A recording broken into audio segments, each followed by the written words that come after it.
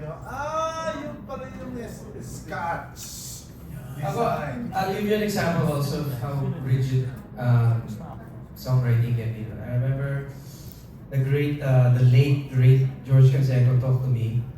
Sabi niya, ikaw mas mulat ng bakit ngayon malam? Sabi ko, opo. Alam mo, mali yung rhyme scheme mo. First of all, he said, sabi niya, at mali din yung ginagamit kong metaphor or whatever, or adjective or something. Sabi ko, binubuksan ang sarado ko ng puso. Sabi niya, mali yun. Kasi ang puso hindi mo nagsasara. Ang pintuan ang nagsasara. So medyo kinakabahan ako, pinapawisan ako sa tato ko.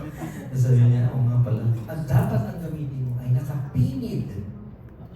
Pilipinubuksan, nakapinid ko ng puso. So, but however, doesn't sound nice. Even if I knew what nakapinid meant, I wouldn't even use the term or the word. And I think that's what Mr. C was saying. Sometimes it has to like sound right to you.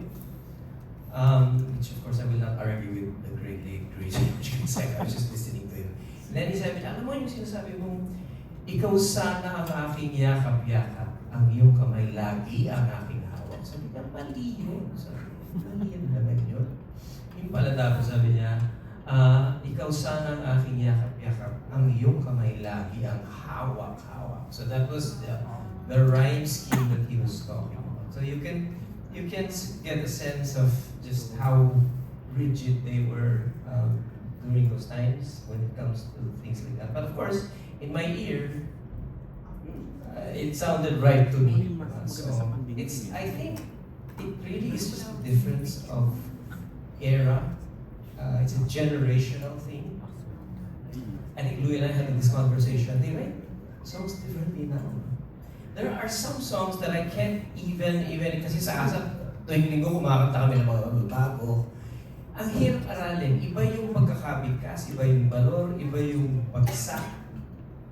Iba sila, iba talaga. And it's uniquely their own. Even a song as simple as Jopay, I had to actually have Gary V right in front of me, counting for me. Kasi it's Jopay, pasensya ka na, tararararam, tararararam, tatatata, Jopay. Come on. Hindi ko kaya yun. In my mind, it's 4/4. Pero may biglang sabi ko, pasok. ang henyo nun. Sabi ko, ang galing.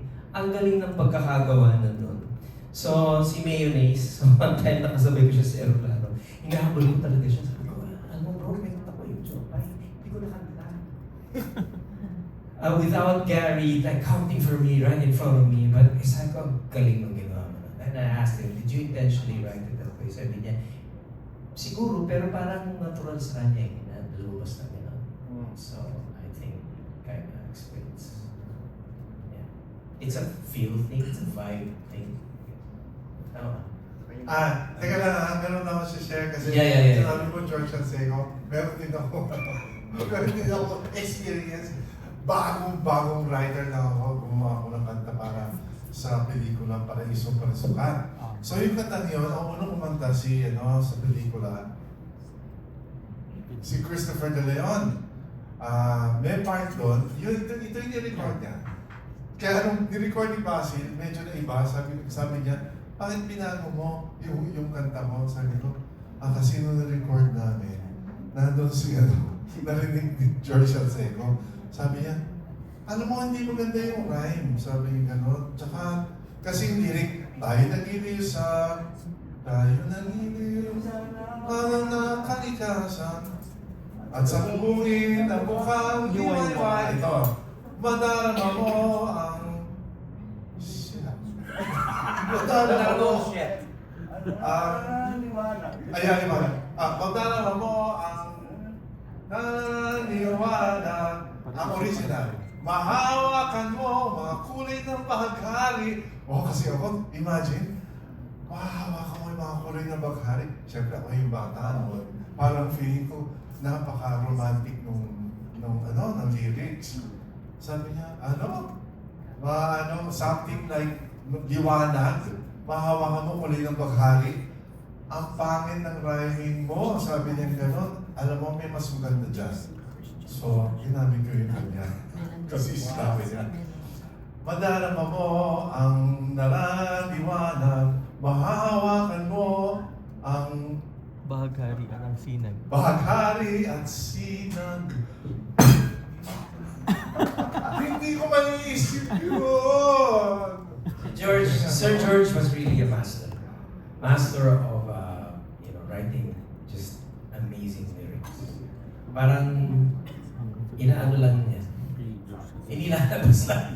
Pagklasin. At saka, I'm sorry, Yeah. kailangan namin i-accept, hindi ako lumaki talaga sa Taal pure na na Tagalog. Tagalog. Si George, alam mo yung K niya sa gitna, ano yun Lope Casa, tapos ganun din. Calceto din yun yung Calceto. Lope Casa. Tapos, anyway, mga sikreto na palya kami. Thank you po. Yeah, thank you. Thank you, Janelle. Thank